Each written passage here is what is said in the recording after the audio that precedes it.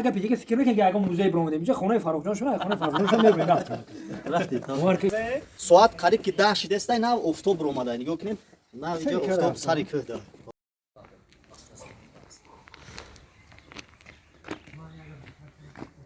همین کندکوری‌ها همه گلکوری‌هایی که می‌بینید زیاده از 130 سال پیش هستند دوستان عزیز. حرمت رحمت راهمینه به حرمت شمس و قمر و لیل و نهارا به حرمت 99 اسم پاک پروردگارا اولا خدمات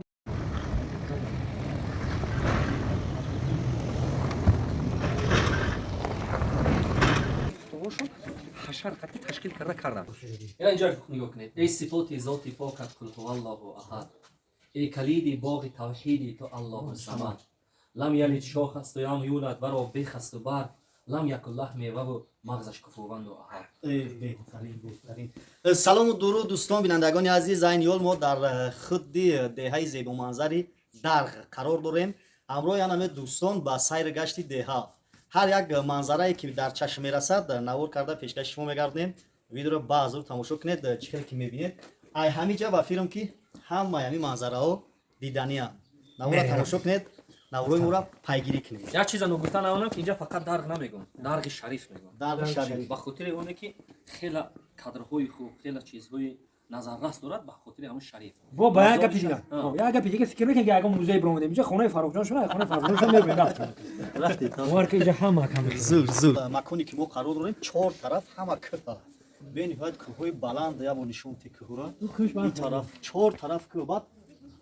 بعد خدید شنو میره افتر رفیقتون برای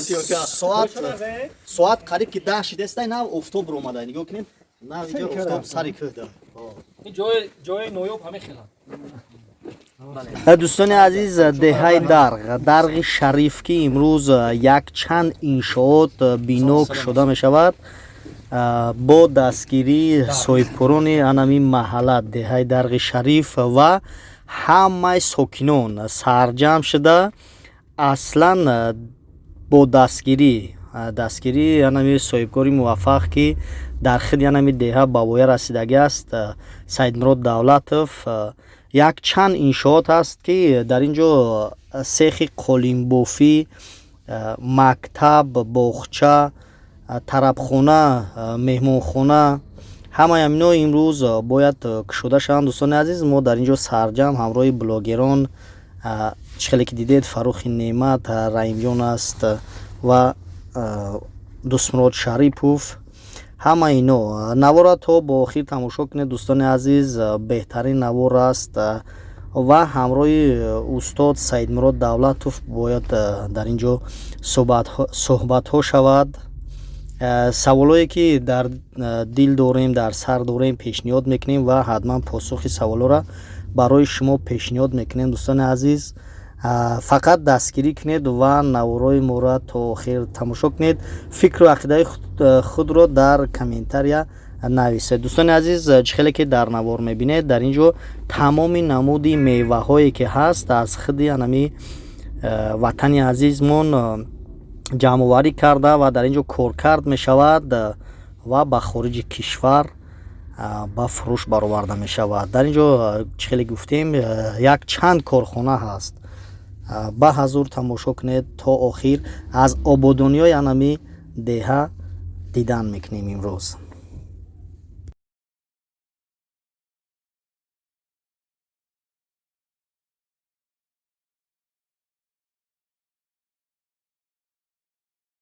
در مسجد جمعه انمی دهه درغ قرار داریم که تاریخ زیاده از 130 سال تاریخ دارد انمی کندکوری‌ها همه گلکوری‌هایی که می‌بینید زیاده از 130 سال پیش هستند دوستان عزیز ببینید که 130 سال پیش چقدر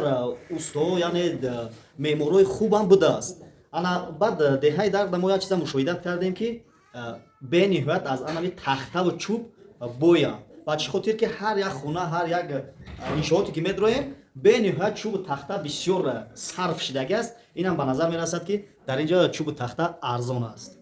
امروز ما خواستیم که الان قدر پیشرفتایی که در این وطن عزیز شده است این قدر صاحبکارا هم میتونن گذاشته است و دیگر برادرای توجیه که میشون که الحمدلله هست وطن آباد کردن میکنن این پیشرفت وطن عزیز ما برای هم شخصیت یک دعای نیک شود و جمهوری پروردگارا به حرمت خدا، به حرمت رحمت راحمینت، به حرمت شمس و قمر و لیل و نهارا، به حرمت 99 اسم پاک پروردگارا، اولا قدماتون اینجا ما به نور گرداند که با آباد و آبادتر شوند. خدای مهربان شما با اولا تنی صحت خاطری جان دراز سر سلامت اومده با سر سلامت به وطنتون برگردین. خدای مهربان همه وقت شما با یار مددگار باشه. الله اکبر. یک از استادی ما همسایه ما در همین کم کم معلومات دینی زمانش با وقتی کورس بودم ما از استاد میگفتیم این کس این دوبلو بدردین پدرشون با شوگی هستن. این نفر دوبلو بدردین اینجا بیستو هفت پشتشون ملو گذاشته است. از اون جمله بابای ملو میر محمد ایمان در این دهه ملو از امارات بخارا مهری امارات بخارا داشتن اون کس. چی گفتن که برد معلومات دید با شما پرتر شاید اون وقت تعیین از بخارا میشدن. بخارا وقت مرکز سعود از همونجا میکردن. از اونجا تعیین میکردن برای قشلاق همون شهرچه‌ای که در وادی بود با رفتن تا خدمت کنن در مردم. این بابا این کس هم در همون بخارا خوندگی بابای ما در بخارا خوندگی تعلیمات گرفته پیشکی به صدر این بابای ما خوندگی گفتن همونجا بابای ما با کلان ساتر روی در هم با کلان شون میلاد حامد گفتن صدر این خط به حد احترام میکنه آدمای وادی فرغر جو ما وادی فرغر میگه هم کورس صدر این به حد نسبت به احترام خاصی داشت گفته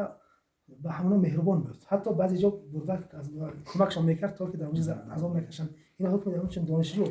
شما باباتون نام چی گفتین؟ ملو میر محمد. ملا میرزا محمد محمودی میری ما چیکار ملا میرزا محمد محمودی میری شما که از ملا میرزا محمد محمودی میری ما ملا میرزا محمد محمود تا اینو ما در کلام کتاب خوندگی همین نباشه نمیدونم که شاید میگیم در حق علمای دین بودن در حق پیچتی ان همون در حوز مثلا دیپلم میگیم همون وقت پیچتی به بخارا داشتن به حد در همین دهه در همین وادی زرافشان عموما سامشون استاد جان یک چیز دیگه هم با استاد عزیز تیم معنای در چی معنی داشته که همین دهه رو به همین نام گذاشته گیره در اصلا با فکر کلمه بسیار چی ما سعودی هست در زبان ما این درباد ممکن جای آب جایی که قشق در برش آب میگذارد به هم معنا است به همون معنا درباد به هم معنا جایی که پر از آب است و علف است چی است در این قشق ما وقتی تبا میره شش کنیم بالاتر اونجا علفش بسیار است که ها داره مال داره چی یا که جور میشه به همون خاطر درباد هم یک معناش همین است میگن از کلمه سعودی گرفته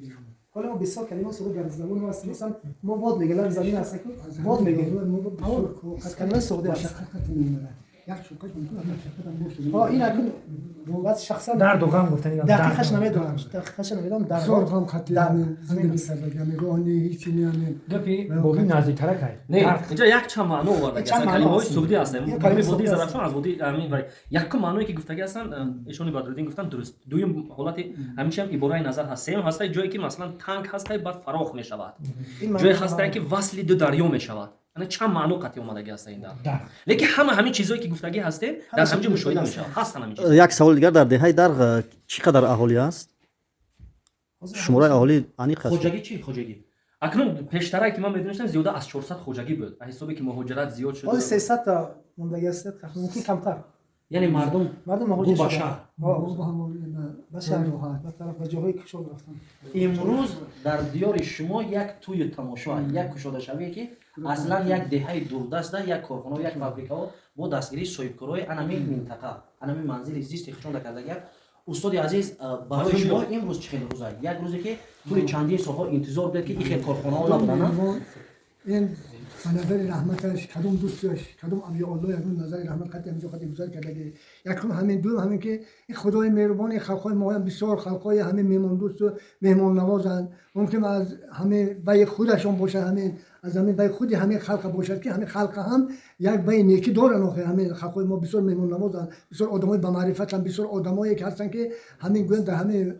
وادی رایان عینه همین بهترین قشاق همین ماهای پیشترم درگ شریف گفته و میکردن حاضر هم همین درگ شریف گفته و میکردن حرمت عزت میکنن و خاطر همین کارو من ممکن که همین قشاق ما با نگون شده باشد خیلی تبریکتون میکنیم پیلیکو مبارک باشد بگذار هر سال انم خیلی شده شوی و انم خیلی جشنو باشه در آمین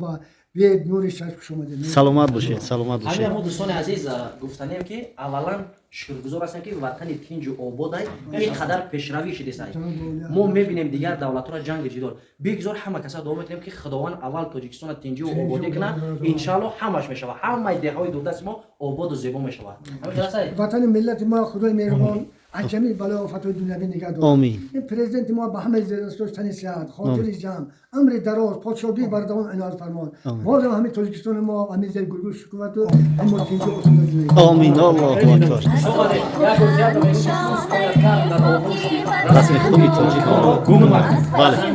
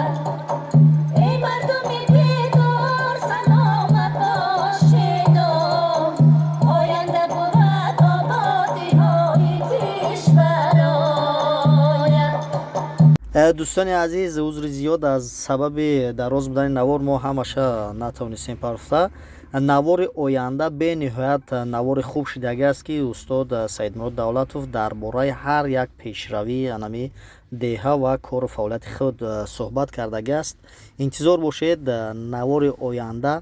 بمب بهترین نوار می شود.